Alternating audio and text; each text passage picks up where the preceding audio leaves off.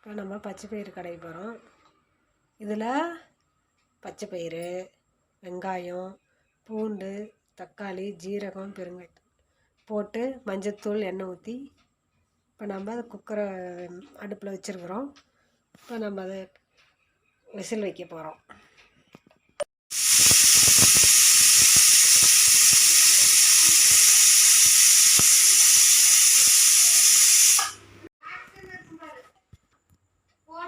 பச்சை பயிறு போட்டு வச்சுருங்க. 6-7 விசில் விட்டாச்சுங்க. இப்போ எடுத்து நம்ம கடைச்சி தாளிச்சு விட்டுக்கலாங்க. இப்போ நம்ம பச்சை பயிறு 5-6 விசில் விட்டு எடுத்து கடைஞ்சி வச்சுக்கிட்டோங்க. இப்போ ஒரு மிளகாய், கருவேப்பிலை போட்டு தாளிச்சிக்க போகிறோம். அதுக்கு முன்னே வேகும் போது மிளகாய் போட்டிருக்குறோம். அதனால் ஒரு மிளகாய் மட்டும் போடுறேங்க. பற்ற வச்சு எண்ணெய் ஊற்றி வச்சுங்க. ஆயில் காஞ்ச உடனே கடுகு போட்டுக்கலாம்.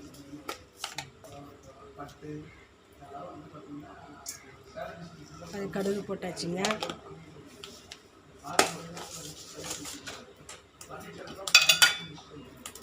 கொஞ்சம் சீரகம் போட்டுக்கலாங்க. மிளகாய் போட்டுக்கலாங்க. கருவேப்பிலை போட்டு பெருங்காயத்தூள் அதிலே போட்டுருக்குறோங்க. இதுலேயும் கொஞ்சம் நம்ம போட்டு தாளிச்சுக்கலாம்.